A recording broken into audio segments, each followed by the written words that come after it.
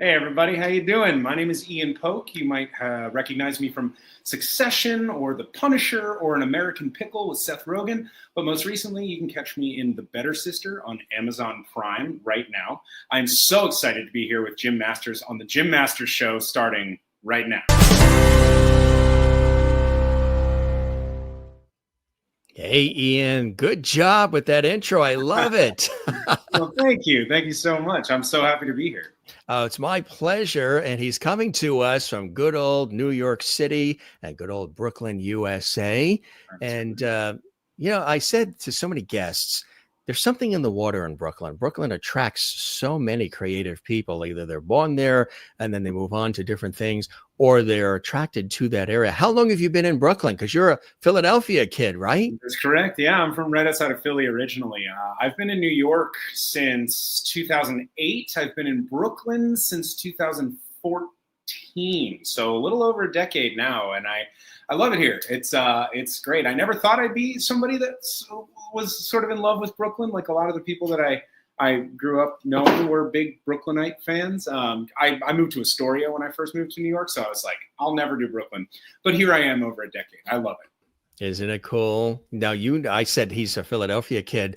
Is he missing the cheesesteaks and the hoagies? But you have found and did some digging places where they have that for you, huh? They do, yeah. There's a couple of bars here in I think I don't know if they have other locations. I know there are two locations in Manhattan. It's called Shorty's.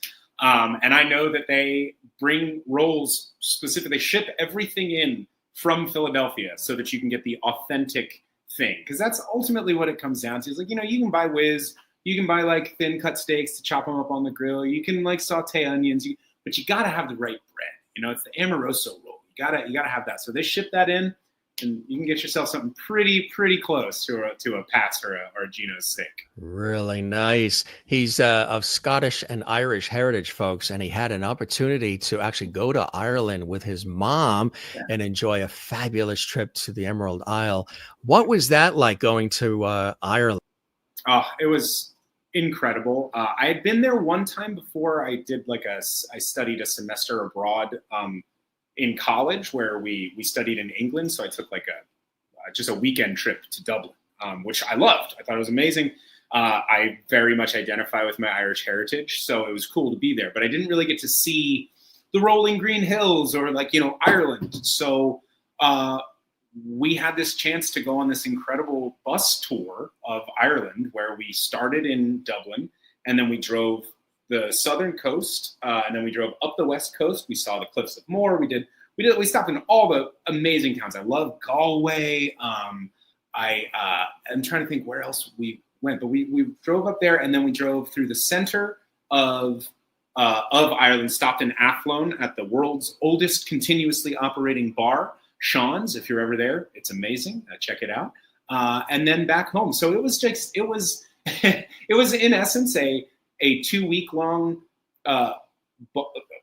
pub crawl of the entire Emerald Isle, and it was glorious. Pub crawl with mom. How cool is that, huh? Yeah. She's a cool lady. So she likes to enjoy and celebrate. That's really, really cool. Yeah. It's so great to go on a trip like that with your mom. I'm sure a lot of memories. Oh yeah. I mean, she had never been to Ireland, and both of her parents. I mean, she is about as Irish Catholic as they come. Like her grandparents came over from Ireland, so she'd never been back, and so it was really cool to just kind of get to be with her to see. It just felt like this really important homecoming for her. So I was really happy to be able to be there with her to see her enjoy our, the sort of cultural roots of our family. Ian is a prolific actor, and he's appeared in a lot of incredible productions and series and so much more. Now, The Better Sister. Also, he mentioned working with Seth Rogen too, American Pickle, which is another fantastic one. We're going to talk about that too, and working with Seth, and it's just amazing. Yeah, there he is. Oh, I tell you, so many incredible things. And also Succession as well. You had an opportunity to be, as you mentioned, on Succession, which was HBO, of course, another fantastic series. How did you get started? Oh, The Punisher too. That's another great one as well. We'll talk about that. How did you get into the industry? You grew up in Philadelphia. When you were growing up in suburbs of Philadelphia, were you doing plays in school, or what inspired you early on? Yeah, I definitely was very lucky to have a pretty extensive uh, academic theater program when I was in middle school and high school.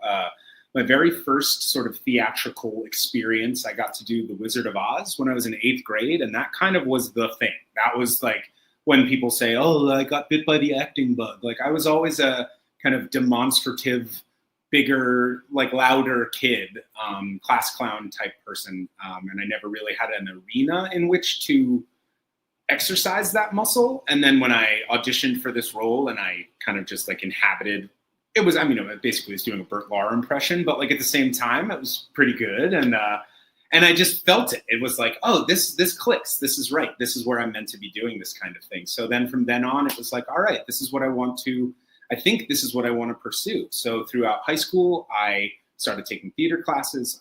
Marianne Morgan was my theater teacher in high school. We had a bit of a prickly relationship in high school, but I look back on her guidance and her, I don't know, she introduced me to so many things that when I got to college, I felt so far ahead of the game. Like we had done scenes from Pinter. We had been doing Shakespeare. We had been doing Ibsen. All of these things were sort of like advanced for and I didn't even realize it at the time. So when I got to college, I was like, all right, great. I'm going to audition for BFA programs. I was really lucky to go to Hofstra University. I know you mentioned you grew up on Long Island, so I am familiar. Went to LIU. All right, there we go. Yeah, I'm a Hofstra grad, so there we go. Exactly. Hempstead strong. And so yeah, I studied at the BFA program at Hofstra, which was really, really great, wonderful formative training. I met my best friends there. I have a nice network of people that I still work with to this day. But that gave me the sort of foundation. And then upon graduating, I just started auditioning for stuff. I did a summer stock show that got me in contact with some other people that sort of opened up my network when I came back from that show. Those people were sort of the doorway to me finding my first representation.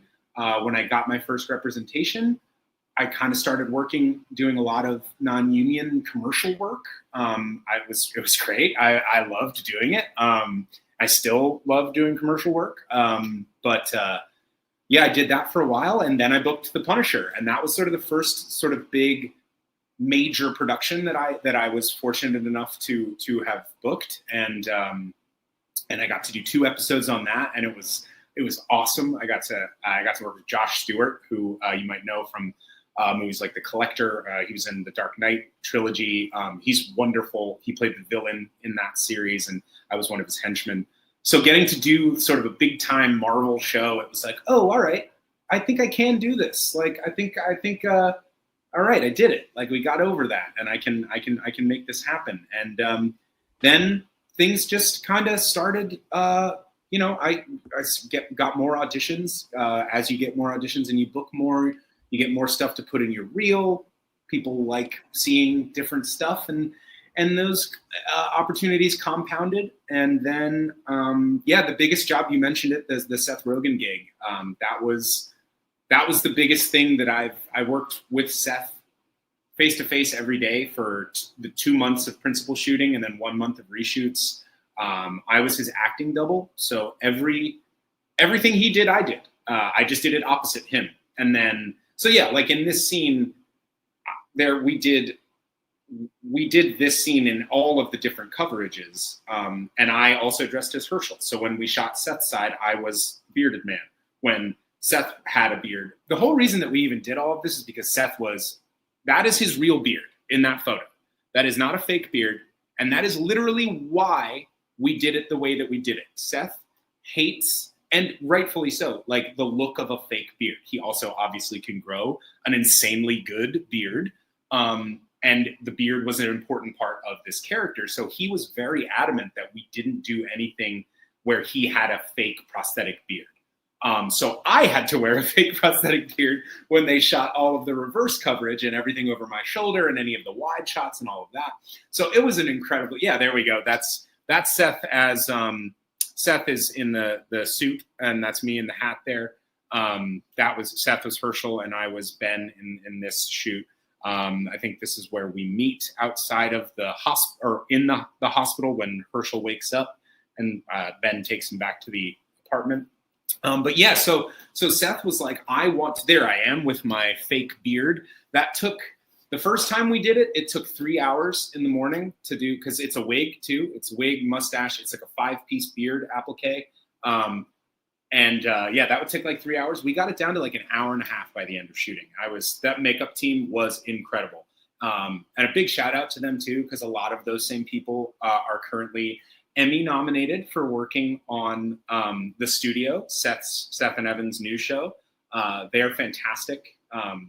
So the hair and makeup people that work with Seth's and Point Grey, those guys are all great. So I just wanted to give them their flowers. What was it like being a part of that, working with Seth and just being a part of that? I mean, the exposure, some of these incredible shows and productions and series that you've been in and continue to be in, the exposure just continues to grow from there too, especially working with some of these named talent. Yeah. It's been, I mean, I've been incredibly fortunate just throughout my career thus far. I'm very lucky to have gotten the opportunities I've had, and working with Jeremy Strong and Seth Rogen, and I did a Deadpool commercial with Ryan Reynolds. Like I have worked with the biggest stars in working right now, and I feel so fortunate to have done that. As far as like the exposure goes, the most important thing that I have found is just kind of like, again, that feeling of like, I don't want to say being a peer, because I would never even come close to say I'm a peer of like Seth Rogen, but like when you're working on a scene with someone and you can pass the ball back and forth, and like, I knew Seth trusted me to be there as his scene partner, and that felt really great.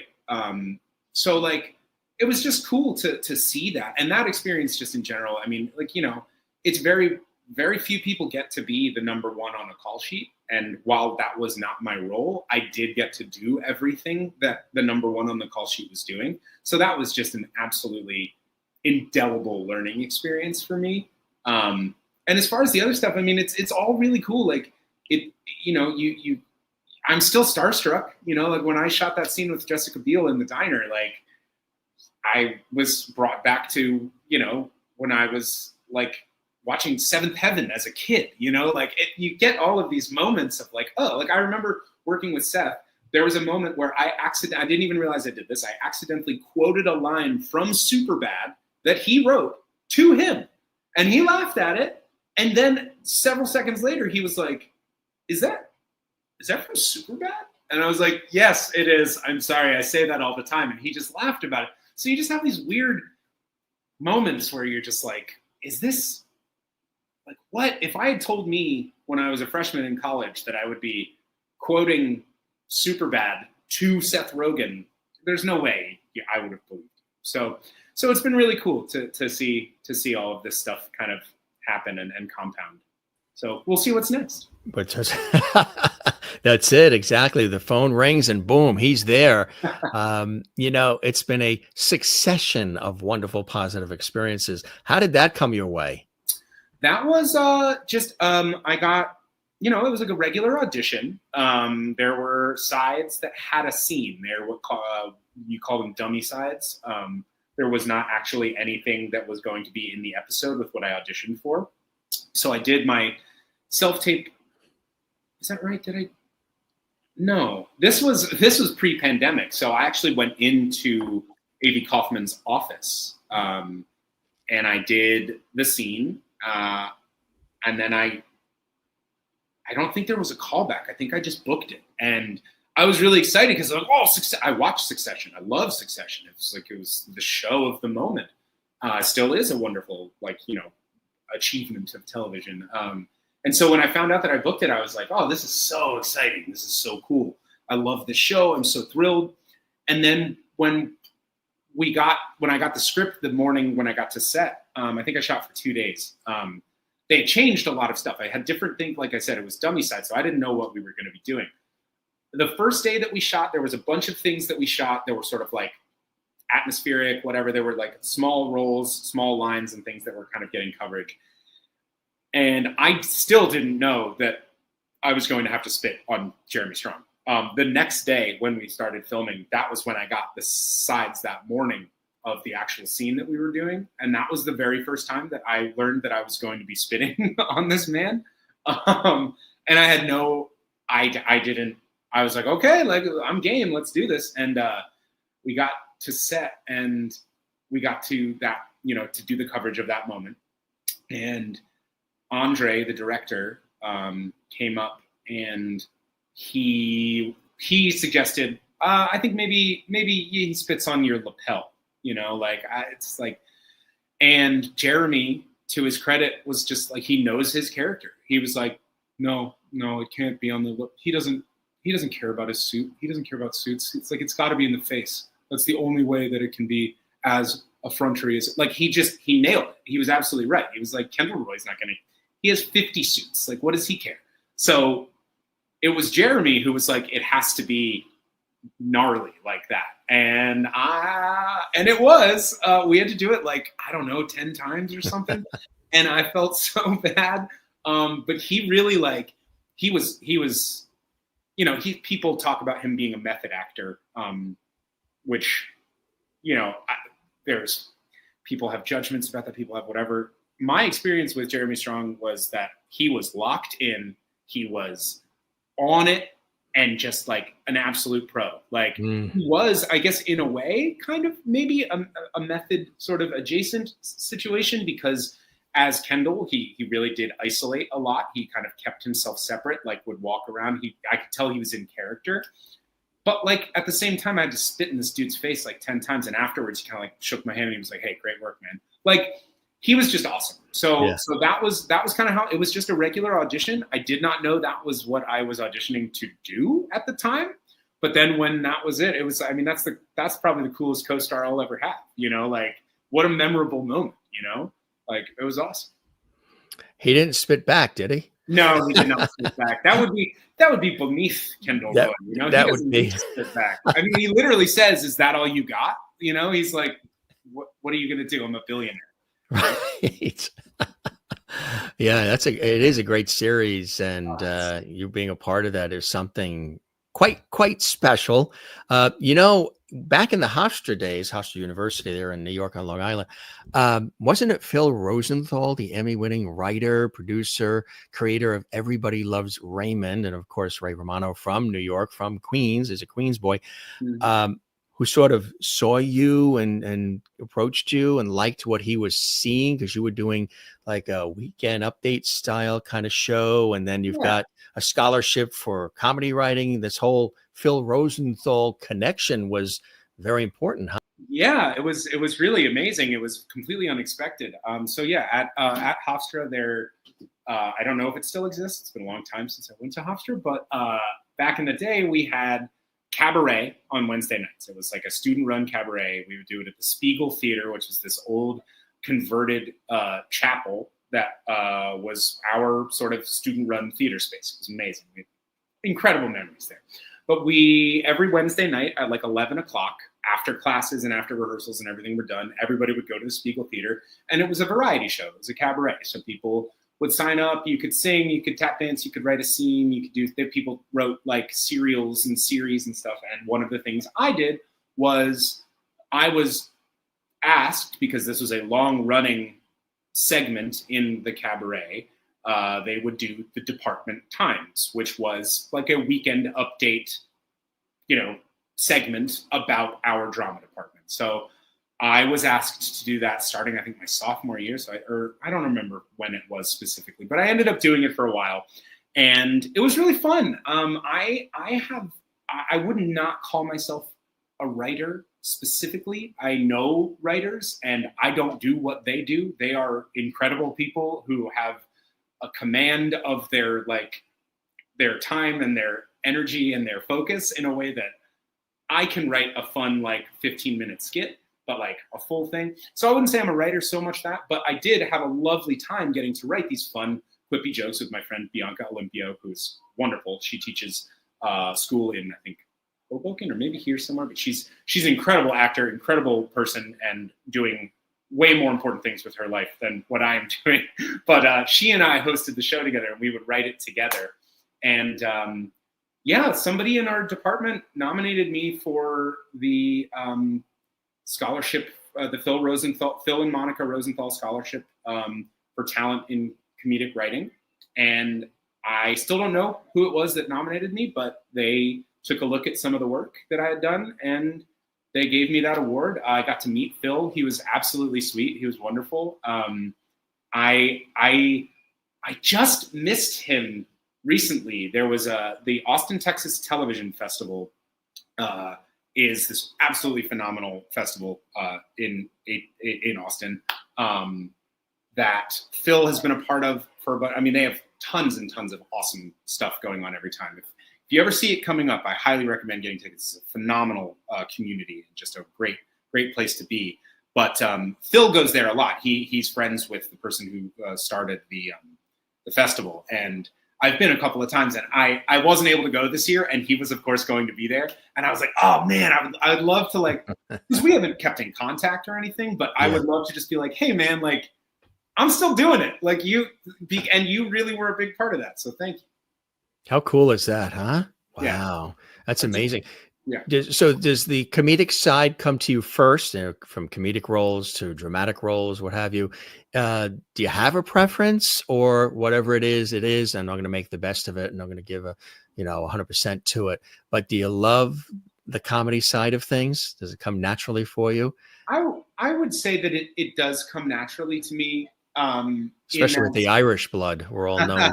We're known for being quick-witted with the humor. Yeah, it's love to spin a yarn. Absolutely. Exactly. Irish crack, lots of Irish crack. That's right, absolutely. That's good crack. Oh, I tell you, when I had some Irish artists on from Celtic Thunder, friends of ours, because I interviewed them, over the years on PBS.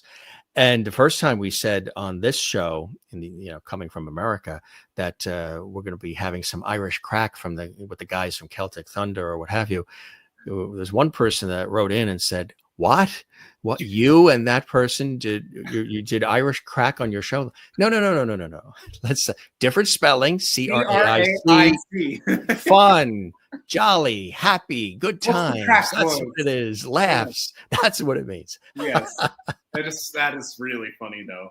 Yeah, isn't it something?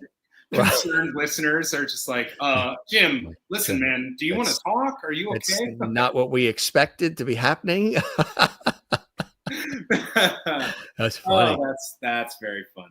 But the comedic side, you love comedy? Yeah, I do. I do love comedy. I think that this is where like good writing is so important. I think that there's a good symbiosis between a script and an actor, right? Like, I think that really good writing can be muddied by overworking it. I think similarly, really good acting can be kind of hamstrung by kind of chunky writing, and vice versa. You can like, what is it? A high tide raises all boats, or whatever. So like, I say all of that to say that I think historically and generally people say that comedy is more difficult than drama.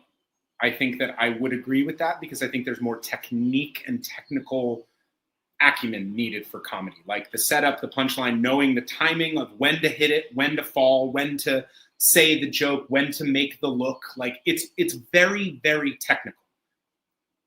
Dramatic work, I think, is more organic. I think it comes more from the connection that you're making with your scene partner, from the circumstances that you have built for yourself. I mean, it depends on your training too. A lot of American studies think the inside out. A lot of other modalities think the outside in. I think whatever works for you, right? If you have a toolbox that works for the things that work, like, viewpoints might not work for one person. It might be the thing that unlocks it for somebody else. I think knowing your own instrument is the most important thing. But for me, I I like the challenge of trying to find where the joke works and where to find how to hit the punchline, how to change the look, how to change my face in a way that makes whatever line funny. I like that challenge, I guess, more than I like the challenge of finding the vulnerability within myself. And I think that speaks more to my own insecurities and self-consciousnesses, because being vulnerable and letting that out is something that I struggle with. And it's like something that's really important as being a performer. But I think that's why I prefer comedy, is because it's more technical and you can kind of remove your vulnerability from it a little bit. But the key is being able to instill the vulnerability in all of that, because that's ultimately what we want to see. We don't want to see people who are doing fine. We want to see people who are struggling. You know, we want to see people who are dealing with something, because we're always dealing with something, so we can connect with that. Makes it relatable too when you see somebody that is having a difficult time, and also you sort of pay attention to how they get through it. What are the tools and methodologies, techniques they use to be able to march through it and build that resilience, that confidence to take it on. And it does require a vulnerability to be an actor, of course. Now, some people will say, like people will ask me, because of the years on television and radio as a broadcaster and all, and I've done acting too, commercials and some film. I did an LA Law and a couple of other different things. But, what's your favorite role, Jim? What is your favorite role to play? And I say, I think it's Jim Masters. I think it's me being, the personality as me on the air doing what I do. But there are actors and actresses where they prefer to sink their teeth into somebody else's life, somebody else's story versus maybe even their own. How is it for you? Do you like to escape? And are there elements of characters that you play that allow you to tap into aspects of yourself that you might not normally share with planet Earth? Sure. I think that there are certainly, this is actually something that I have been kind of like thinking about and coming to terms with for myself. Like, one of the things that is so kind of difficult and I don't know, difficult about being an actor is that, like, what you as the actor, you, me, Ian, you, Jim, whomever, brings to the role, right? Like, a role is words on a page that they've been come up, like a writer or a showrunner or whomever has come up with this idea. So they have what they are thinking, right? Like when you read a book and what the character looks like, what Tom Sawyer looks like to you, So that's what the writer has in their mind. So then you could approach a role where you're trying to figure out what the writer or the producer has in their mind, and you're trying to match that. But I think the thing that sings more often than not is when you bring yourself and what is strongest about you and your own thing to the role. And then perhaps it illuminates to the writer or the producer that, oh, the thing I thought I wanted, I didn't, because I actually like this. And the reason that they saw it is because you brought yourself, your full self, your genuine, earnest self to that. So I think there is a huge difficulty and I think one of the things that people struggle to do is bring themselves to a role. Like, commercial work, I think, is so much about who you are. Like, it doesn't matter if you make the line, oh, I need a new phone. Like, you're not going to book the job because you needed the phone better than everybody else did. It's because you are you and the way you said it and your vibe and your energy, right? So, like, I think knowing what the production needs and then knowing what you can bring to it is the most important thing that you can do as an actor. So, like, I love to get to sink my teeth into a role that's very different from me. I think that's really exciting. I think it's really, but the thing that I think is essential about a good performance is realizing that, like, you're not that far away from even the farthest away character. The thing that can bring it to life the most is your own reality and yourself inhabiting that character, regardless of how different it is. You know, you have to find your own empathy within people, even the worst people, even people that are doing horrible things. They don't think they're horrible. So you have to kind of figure out where you can bring your own vindication into that. Very true. Right. Exactly. Your own seasoning, your own peppering of yourself into the role, into the scenario, which I think is a really great approach. You've also not only acted and produced a handful of shows in New York City, in the New York City indie theater scene. Tell us about that. And I know that they've been highly acclaimed. Yeah, I for a long time worked with a theater company called Stable Cable Lab Company. My wife created the company in 2010, maybe. I'm not sure. So she's immersed in this world too. Yes, she ran that theater company for a while. We met in 2014, and that was kind of we met doing a staged reading that was not involved with her company, but at the time they were producing a couple other things. So the genesis of our relationship was that I kind of it's like, oh, this is cool. Like, she's a real go-getter. She's got her own theater company. This is awesome. How can I help? And then it was like, oh, we actually really like each other. This is great. We're a good team. And that's kind of how that blossomed. But the theater company was great. And so from when we met till about, I don't know, maybe I guess probably right before the pandemic, I think, is when we decided to disband the company for other reasons, more financial reasons than anything else, not like artistic issues or just discrepancies. Yeah, we produced a bunch of, there's a wonderful actor and playwright named Max Baker, who we have collaborated with a bunch of times. I attribute a lot of my, I mean, I guess success isn't the right word, but like my growth as an actor, I attribute a lot of that to Max Baker. He has been, I've taken scene study classes with him. We've worked together, we've collaborated. And like you were saying, these shows that we did, one was called Hal and B, went up at 59 East 59 off Broadway. Max wrote that. And the other one that my personal favorite that we produced was called The Conspiracists, which I actually really think would do great right now. I would love to put it back up. But The Conspiracists, I think, is the one I'll talk about, just because that experience was so fun, because it was so nuts and bolts. Like, you must be very intuitive. Would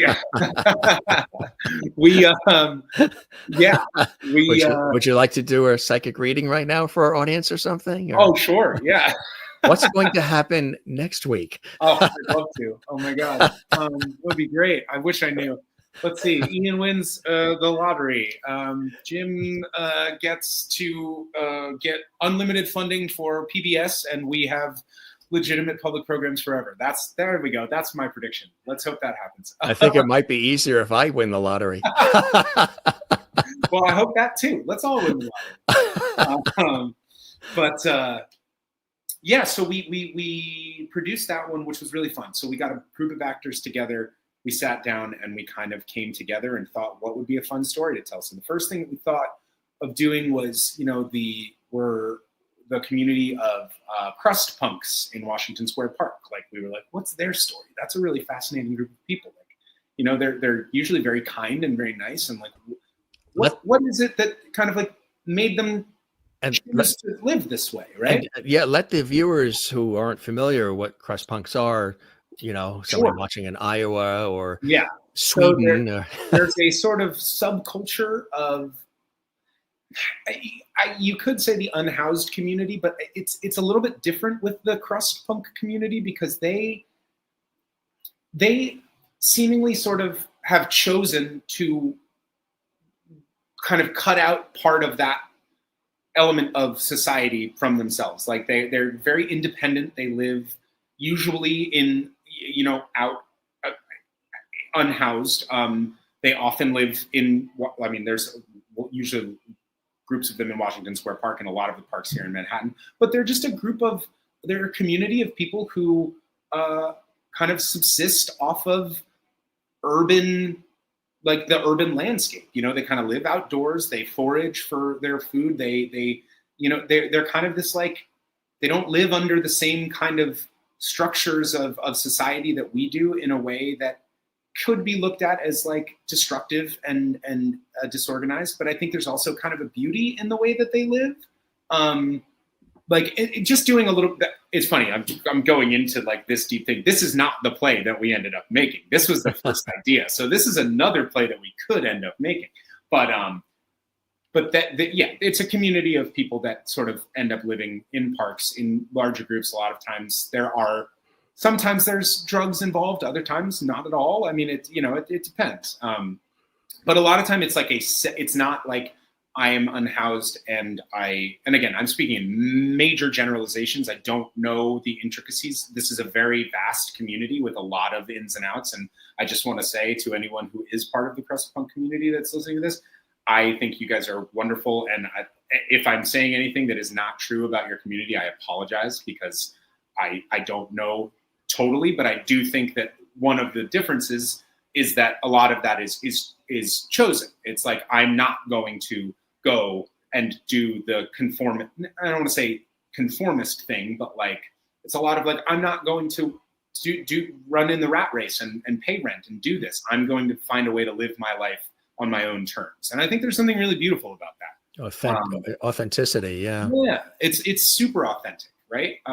Sometimes, I mean, you can get into the judgments about whatever, but we won't do that here. The play we ended up making was that we were like, okay, so this group of people that are kind of like different and run by their own rules, I guess maybe conspiracy theories also are kind of prevalent in that community. What about people that have these conspiracies? So we wrote a play that was basically, what if there was a support group for people who deeply believe in conspiracy theories? And it was, so everybody developed their own character, and it was like, okay, we each sort of researched a bunch of conspiracies that we thought were interesting, and we decided, okay, each character was going to have their own thing that was like their main point of belief. And the reason that they're coming to this meeting is because their belief in this chemtrails or 9/11 was a hoax or whatever, like, it's destroying their life in some way, or it's disrupting their life in a way that they don't want it to any longer, like any support group. But of course, it devolves into them all arguing about, this is that can't be right, and well, that's not true because the Mandela effect changed this. And it was really fun, and it was really cool because it was such an organic process where we all came together and we kind of did improvs where we sort of based what was going to happen with the story off of our improvs. The set that we built, we had this, there's this great space called IRT in the West Village, all the way by the water. It's in the building where the New Ohio Theater used to be. It's on like the second floor. It's this great little black box. And we worked there a bunch of times, and we did it there. And what was so cool is we didn't have like enough budget to do a proper set. So we were like, well, all right, where do support group meetings usually take place? Like church basement, right? So we like turned the black box. We like put vinyl flooring down. We like hung a big cross in the back. We put up like dumb little like fluorescent lights, and it felt like a church basement. And it was just like, it was awesome. It was just one of the coolest. It just came from us sitting in a room and talking about what would be a cool thing. And then it turned into this really, really awesome thing. How amazing is that, right? Huh? Yeah. That really is. It's incredible. Now, we're talking about authenticity.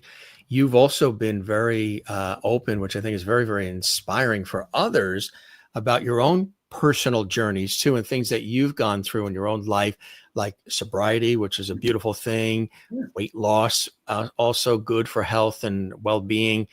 Tell us about some of those things that you've shared with people that can lift and inspire others who feel stuck, and maybe they're going through some personal journey struggles as well. Sure. Thank you for asking. So when I'm not acting, I work in the service industry. I've been a bartender. Now I'm a bar manager.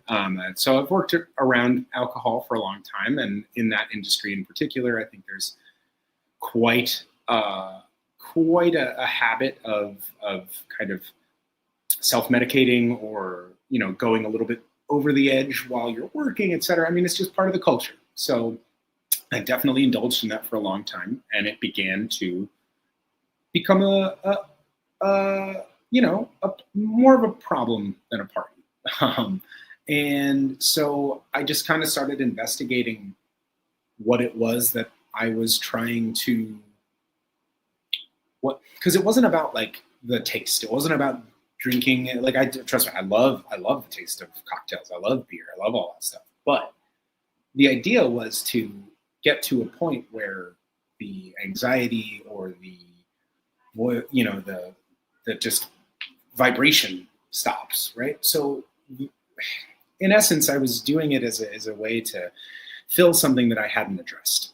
And for a long time, I would ease off and ease back and ease off. And for me, honestly, it's really, I was very lucky because I had a kind of ghost of Christmas future situation where I went for a routine checkup and I had some blood work done, and the results that came back indicated some serious liver dysfunction.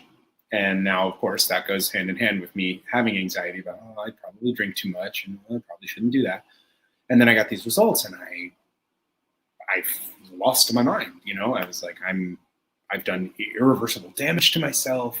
How is this possible? And that scared me a lot. So I went back to the doctor, did another round of blood work. Turns out that was faulty blood work the first round. Everything was fine.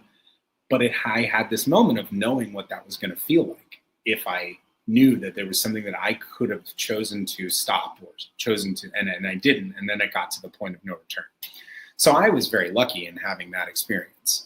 But subsequently, what it's done for me is really given me this, I mean, it's not easy. I will be 2 years sober in November. November 11th will be my 2 years of sobriety, which is extremely, I never would have, imagined that. So I'm very excited about that, but it's not easy. It's difficult. There are definitely times where I feel like I have trouble getting back into social gatherings, I used alcohol or drugs as a way to kind of ease that anxiety. So what it's done, what's been really great is that no, it's not easy, but also understanding the place that it was taking and saying, investigating that, finding what it is that I'm trying to fill, what anxiety, what thing am I, was I using drugs and alcohol to take the place of, has been a scary, but ultimately extremely fulfilling journey. And hand in hand with that has been the weight loss, and I've struggled with that a lot of my life. I was 315 pounds at one point in my life, and I'm now in the best shape I've ever been. Making exercise and working out has become a big part of my life, which I never thought it would. And it took a long, long time for me to get to the point where it became a part of my routine. It became an important part of me because it's really easy to just say, I'm tired. I have a lot going on and it feels bad. But the thing that I guess I would say that to anybody that is struggling or to anybody that wants to find a way to sort of, take control of their own health, don't give up on yourself. Don't feel like the days where you say, you know what, no, I'm going to have a beer, or no, I'm not going to the gym, or no, I am going to order that pizza. Don't let that stop you. It's okay. Sure. That's every day is another 24 hours to make the change. And the best thing that I ever heard in sobriety, one of my dear friends and mentors said to me that the world record for sobriety is 24 hours. And that stuck with me. And that's kind of the way that I think about a lot of these things now, where it's okay, cool. It's another 24 hours, starts tomorrow morning. Yeah, absolutely. It's a good way to look at it, and happy to hear that things have been moving in a positive direction, Congratulations on that. I know it takes a lot of blood, sweat, and tears and to stick with it because there's so many temptations, especially in these industries where there is a lot of social events and you're working in a bar atmosphere where everything is, right there. And when the person comes in and says, we have these new things for you to offer to your customers, and there's the sampling, like the wine tastings that happen, it could be a little bit of, a tricky thing, but you're doing well, Ian, which is fantastic. And I know everybody's very happy about that. And it's good for your health and your mental clarity as well. And so you do manage the bar and the event space too. And that's kind of a cool thing too, because there are these movie themed cocktails that they offer to the patrons, right? Yeah, it's cool. So if you're not familiar, if you're ever in Brooklyn, there's a dine-in movie theater called Nighthawk Cinemas. The original location is in Williamsburg. The location that I manage is at right next to Prospect Park. And yeah, it's really awesome. I mean, the dine-in movie theater culture has become kind of more regular throughout the country with Alamo Drafthouse and Sony buying them and all of that. But we're kind of the cool, hip, indie version of that, I guess you would say. So yeah, it's really fun to work at a movie theater. I've worked there for a very long time. I started as a bartender, and now I've worked my way up to managing the event space, which is really exciting. And they're a great company to work for. I love all the people I work with and I work for. I wouldn't have been there for so long if I didn't. But the programming is awesome. So I just came up with a special cocktail for the new Jurassic World movie. So part of that takes place in Suriname. So this is the kind of thing, I got to go see an early screening of Jurassic World, which was really awesome. Wow. Also, it is really awesome. If you want a great popcorn flick, it's so good. It's so fun. Yeah. So I got to go, and when I watched this movie, I take some notes, and I'm looking for food and drink or things that could inspire a drink, because we do paired food specials and paired cocktails for some of the movies. So for this one, I was like, all right, they're in Suriname. There's a scene where they're drinking stuff at a bar.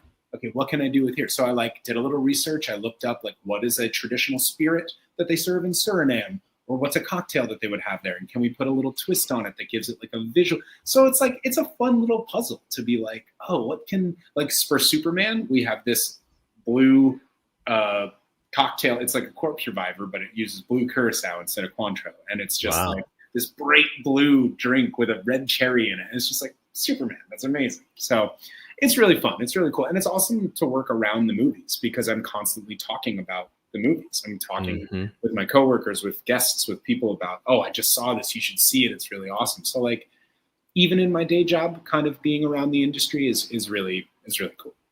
You're also a big sports fan, Philadelphia kid, love all the Philadelphia sports teams too, but you're very heavily involved in the fantasy sports leagues too, right? Tell us about that. I am. Yeah, I'm a big fantasy sports nut. It's my biggest hobby.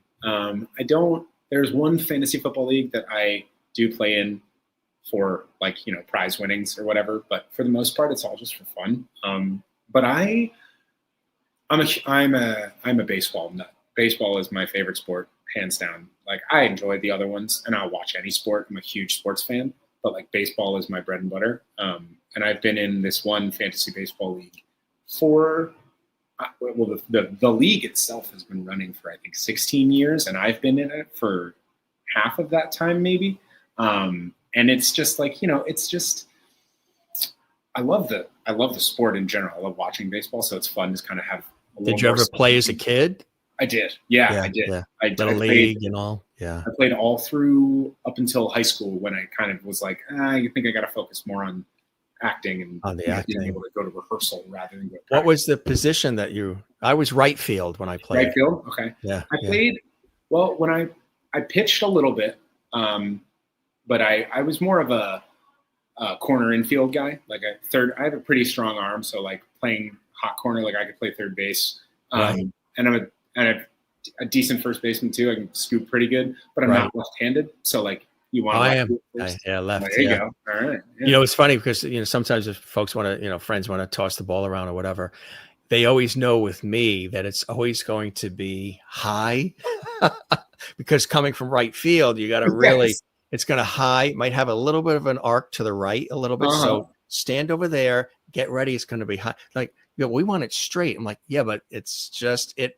The first 5 or 6 throws are going to be high. And then eventually by the 7th, I have brought it down where the arm's going straight towards you.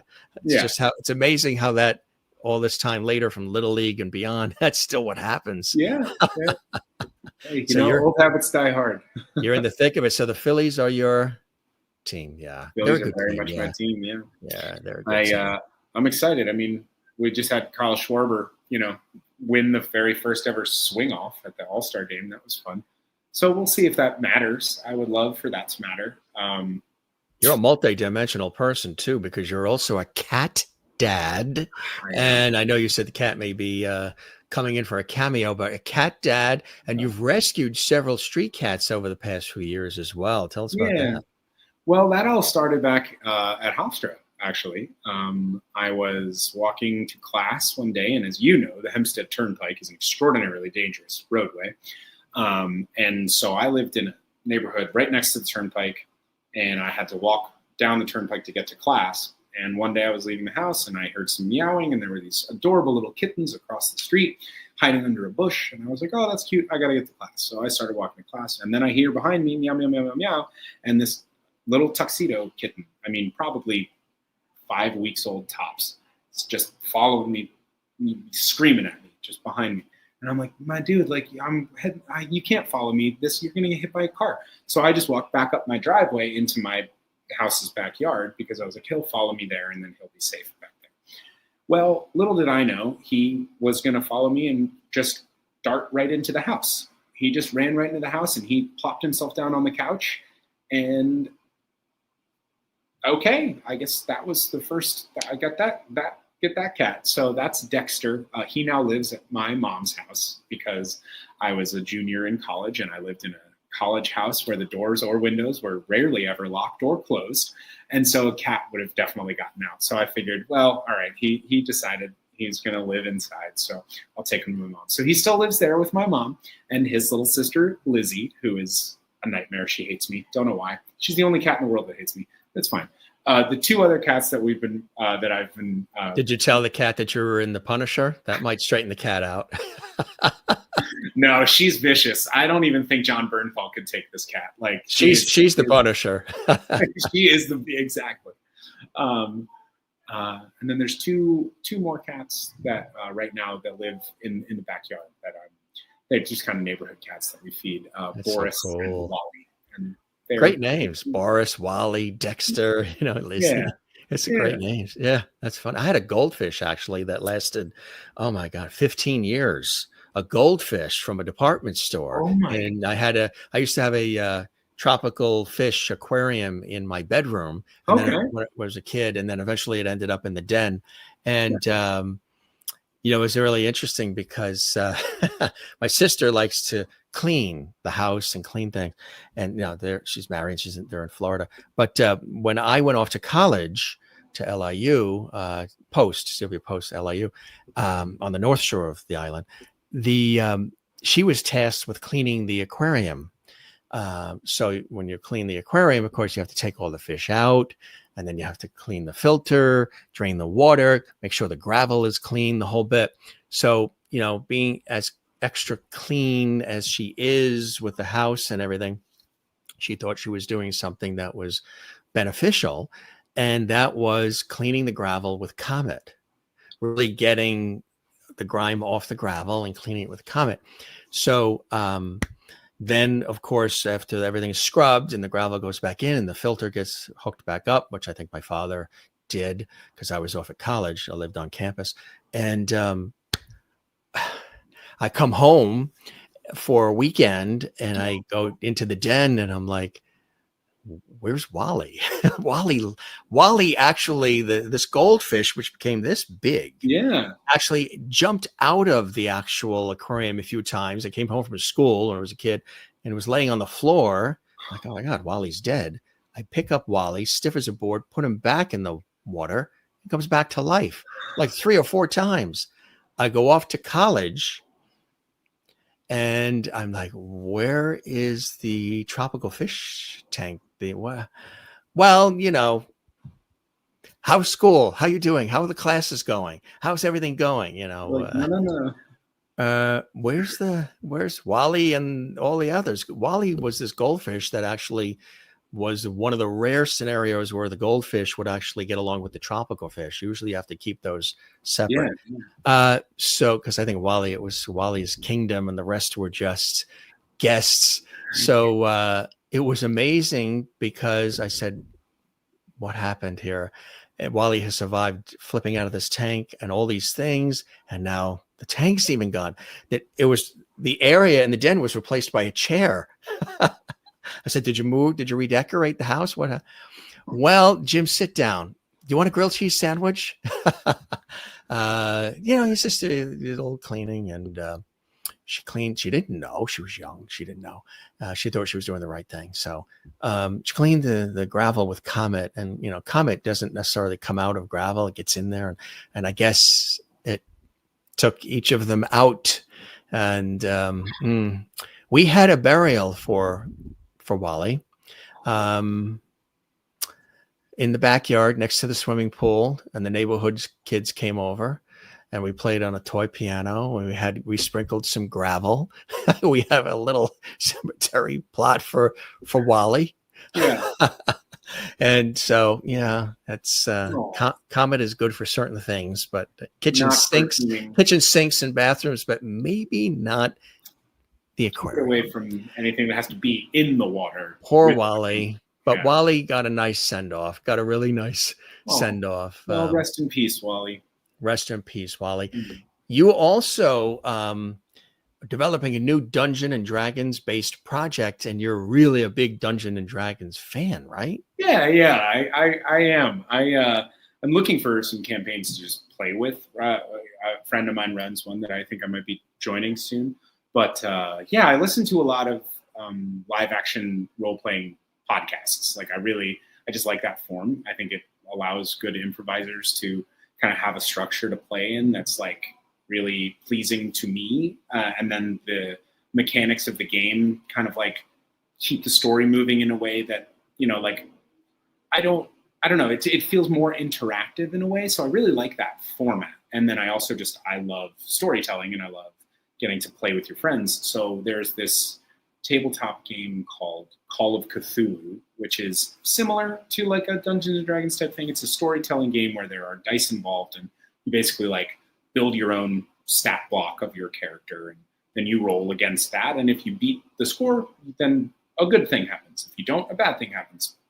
But I have this idea of, I really want to do a campaign where the people in the party get to play whoever it is from like small town America that they would want to be, or themselves if they, want to relive that life, but on the eve of Y2K. And then I want basically like, when nothing happened on the eve of Y2K, everyone was like, oh, thank God. But what if something did happen on the eve of Y2K and like some portal opened up and some things came out of it and like, oh no, we thought the computers were going to crash, but really what happened was something else came through. Like, and then, so I want to set it in the mall and I want to set it in like the high school and like, like small town America, monster movie kind of, like Stranger Things kind of, but set in like, Y2K era. That's the vibe. That is cool. So how immersed are you in that? Is this something you've been working on like daily? Are you working on this? No, I've been really busy with other stuff right now. So I've had to kind of put this on the back. Bill paying stuff. Yeah. Yeah. But I have like I've sketched out sort of a rough idea of the world. Like I know kind of the different set pieces that I want them to be able to play in. I started drawing like a map because you should have kind of a map to be able to show the players where they are in space.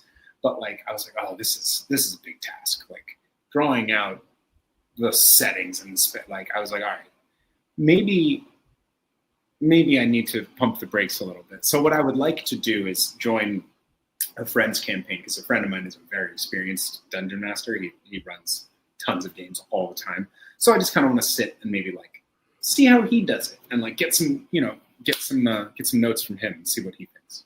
That's cool. That's cool. That's good stuff. I want to let folks know too that you have been in a lot of incredible things. The short Doctor Mystery, Subliminal, as well as AA meetings according to cable TV. That's short. We mentioned The Punisher, Succession, An American Pickle, which was really fantastic. FBI as well. Kind of cool Mhm. being an episode of FBI, right? Yeah, it was really fun. They were great. It's cool. They run like they have their whole sound stages It's a tight down by the ship, right? water. Oh yeah, I mean Yeah. it's like a lot of those shows, like Billions too. It's the same way. They have Billions. their own Yep. sets down there. So like it's really cool. You go in and they're like, all right, we need it's daytime on a Thursday, and they just like press a button and all the lights just like pop up on the sets, ready to go, ready to shoot. I Amazing. was just like, oh, this is so cool. Because Exactly. you're used to like getting the location or whatever, and then it's like, all right, cool. I've been here since 6 a.m. and we're definitely not even gonna start shooting until like 11:30. But okay, like it was really cool to just kind of get in, get out, and then be done. So You mentioned Billions too. You were in audio tech yeah, Billions. That was the role Mhm. episode of that too. Yeah, yeah. Law and Order as well. Bill and Mhm. Betty. Bill Yeah, the everybody's Pyramid. watching Law and Order, so Law and Order, right? Exactly. Yeah, I was a court officer. I got a call from Central Casting at like 10 o'clock at night. Could you be in Manhattan, the Chelsea Piers area where they do the Law and Order filming? And can you be there at 6:30 in the morning? And I'm like, what? And so it was a whole shift of the day. I had to push all these uh-huh. things off. People fill in for me or whatever. And we went. It was a really cool experience. You were also Jolie, the short, as well as Ben back in 2020. Yeah, that was a really cool project. I did a commercial with the director of that project years before, and she is very good friends with Ben, the real Ben Tritou. He ran the restaurant Jolie. He was the restaurateur that opened that restaurant, beloved restaurant in Carroll Gardens and Prospect Heights, that area, right off of Court Street. And the restaurant, unfortunately, was another victim of COVID. It could not remain open during the pandemic. Well, it actually remained open for almost the entire pandemic, and then sadly couldn't keep its doors open like right as we were kind of coming back out of it. And this was like a neighborhood institution. So Haley Geffen, who is the director, who's a wonderful Emmy-winning director, I think. She does a lot of really great TV work, a lot of great commercial spots and network like ESPY award promo stuff. Like she's great. Her team is fantastic. She messaged me on the internet just randomly one day and was like, "Hey, can you do a French accent?" And I was like, yes, I can. What for? And then she told me that she wanted to make this short film about the closing of Jolie because she and Ben are very good friends, and this was like her regular haunt. So she wanted to like memorialize this restaurant in a way that was, lasting. And so we kind of did this really awesome kind of guerrilla short film. We shot it in Jolie because he still had the place. We got a lot of the staff to come in and cook like it was a regular night. And we just basically told the story of the last night of service of this restaurant and and Ben, the owner, and his one of his best friends, kind of thinking about how they were going to say goodbye to the neighborhood. And so they finish service, sit down, figure out the note that they're going to put on the door the next morning, and then close the restaurant for the last time. So it's this kind of like beautiful bookend of a story about a really important institution in a neighborhood that I love. So I was honored to be asked to do it, and it was a really, really great time to get to work on it. To be a part of that. And then, of course, most recently, The Better Sister, and being a part of that, which is really, really cool. Released on Amazon Prime just recently, too. And you had some fun experiences working with Jessica Biel and Elizabeth Banks on that, huh?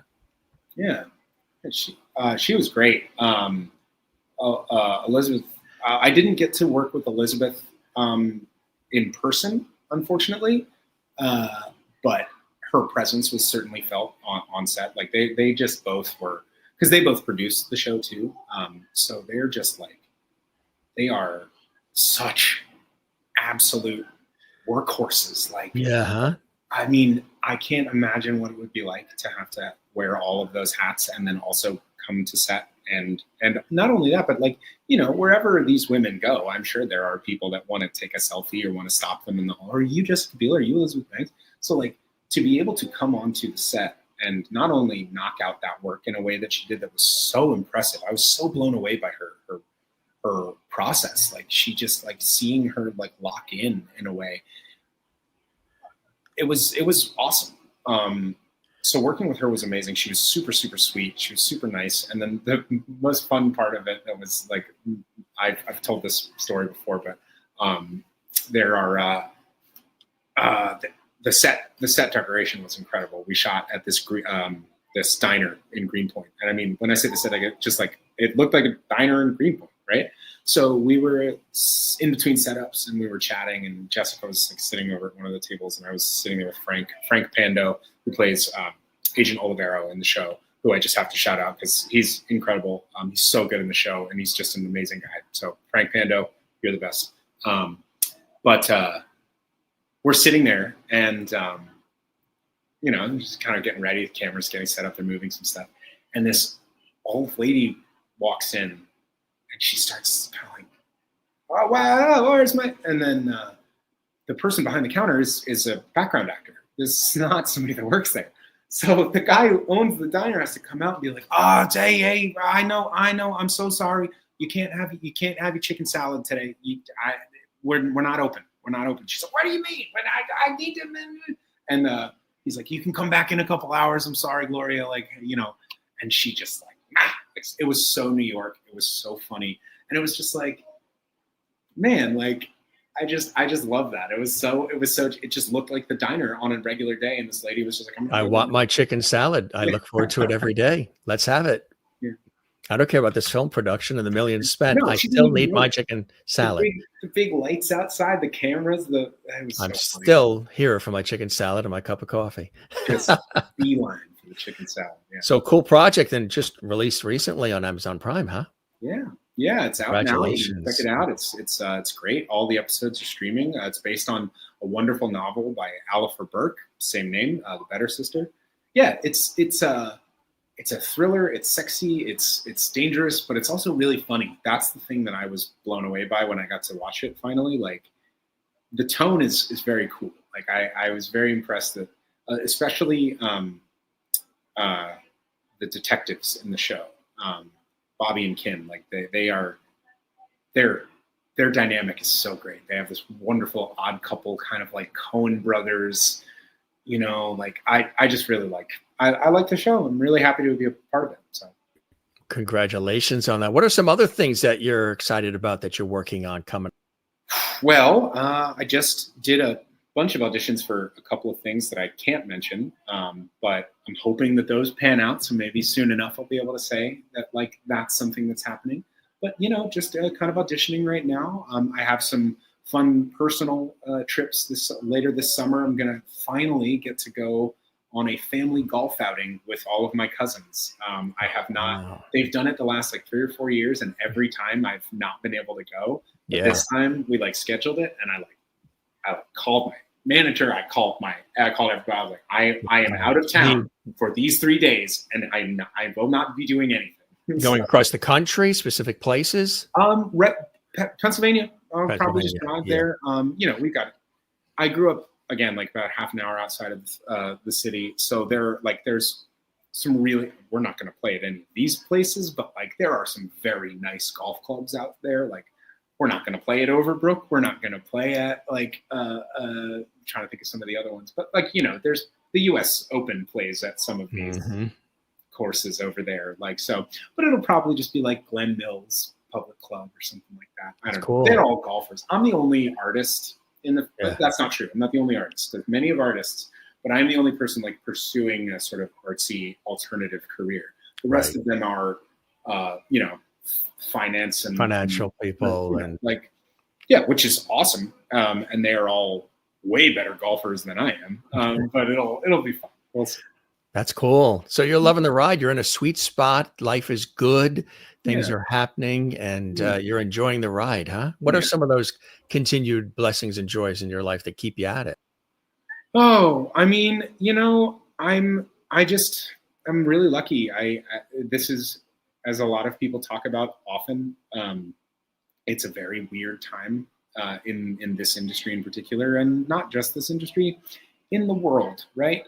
So I just try to keep the perspective that, like, it could be a lot worse always, but not just that, but like, rather than fixating on the things I don't have, fixating or not fixating, but just being thankful for the things that I do, and remembering that not everybody does. So, as much as I want to complain about any of my stuff, perspective is very important. It really is. It absolutely is. Here's a cool shot of you. Oh, Oh my gosh, that is from 2000. That's got to be from 2011. hey there, I'm Ian Poake, and you're not. Hey there, I'm Ian Poke. 15 years ago, I'm a baby. Oh my god. There we go. That's a little more. That's recent. more of Yeah, that looks like the now. There we go. All right. Yeah. That's right. It's cool stuff. It's really great having you on the show. And, you talk about all the cool things you've been a part of, all these great TV shows and films, productions, shorts, all of it, with much more to come. And here you are on the Jim Masters Show, Celebrity Talk Show series. I know this has been something that you can consider almost the pinnacle so far of your incredible life experience. I think it's only down here, unfortunately, Jim. Yeah. That's so it. I hate the top of the mountain. It looks pretty good up here. It looks good up there, right? I tell you.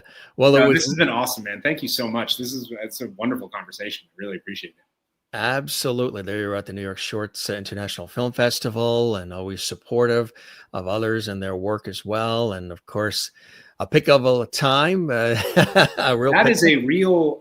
That photo was shot on a real, like, tin type camera from the 1800s. That's what they used to write. We actually have some photos of family members from way back on tin. Yeah. Actually on tin, not on paper or photographic paper, but they did it on tin. Right.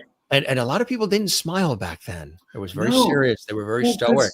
Because it took so long for the camera to actually.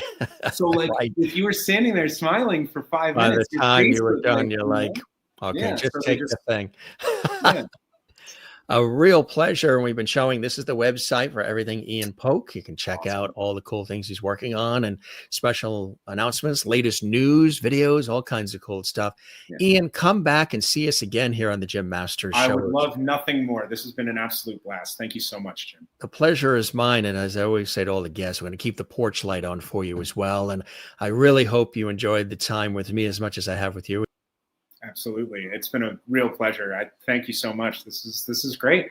And I will be continuing to watch the Jim Masters Show for sure.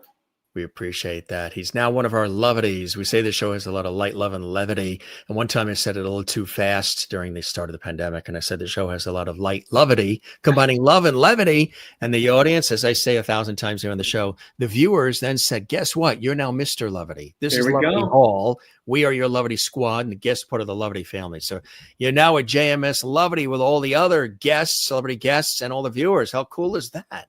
That is extremely cool. I am honored. I take the Levity badge with pride. Absolutely. I will put it here close to my heart. There's Grammys, there's Peabodys, there's Emmys, there's Oscars, there's Tellys, there's all these awards. But when you're a JMS Levity, I got a Levity. Really, really special.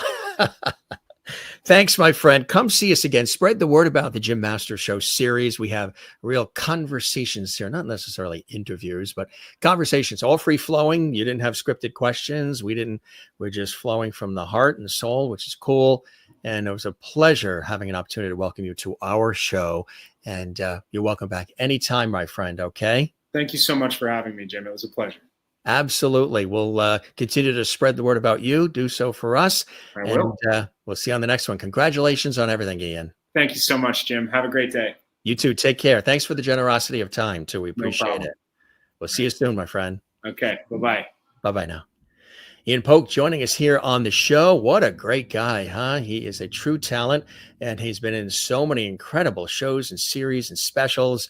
Of course, in American Pickle, Seth Rogen, The Body Double. How cool was that? Some great stories about the making of that as well and what it took. And of course, The Punisher from Marvel. A lot of people know that too and love that. Yeah, he was in that as well. And a lot of other great things. We just scratched the surface of some of the things that he's been a part of. He was on FBI, Law and Order, of course, those great series as well recently, which is on Amazon Prime, The Better Sister. And of course, Succession on HBO, another great series, and just the short list of some of the amazing things that he's been a part of. And it was really, really great to introduce him to you here on the Jim Masters Show. We appreciate Ian joining us from Brooklyn, good old Brooklyn, New York, USA. He's a great guy. He's super talented. He's a lot of fun. He's very open about his personal journey as well, which I think is really very inspiring for people, maybe for you as well. So if you enjoyed this episode of the Jim Masters Show, boy, we would love it if you give this episode a thumbs up like on our YouTube channel. There's a thumbs up icon there. Give it a thumbs up. Subscribe to the YouTube channel, Jim Masters TV, where there are hundreds and hundreds and hundreds of great episodes of our series. Share this episode from our YouTube channel on your social media and drop a comment below. If you enjoy this series and this particular episode, drop a comment below as well. You know, we recently had the 5th anniversary special with all of our celebrity friends sharing some of their incredible wishes. Susan Lanier, who is a brilliant actress, legendary actress. She starred in the classic 70s movie, The Hills Have Eyes. She had this she wanted to share. Hi there. I'm Susan Lanier, best known for starring in Wes Craven's The Original, The Hills Have Eyes, as well as other comedy TV shows and music. And I just wanted to say congratulations to Jim Masters. 5 years of the Jim Masters Show, 1,300 episodes is quite the accomplishment. I am so happy for you. I had so much fun doing your show. And thank you for inviting me to do it. And I really want you to ask me again. I look forward to doing the next one. Again, Jim, congratulations.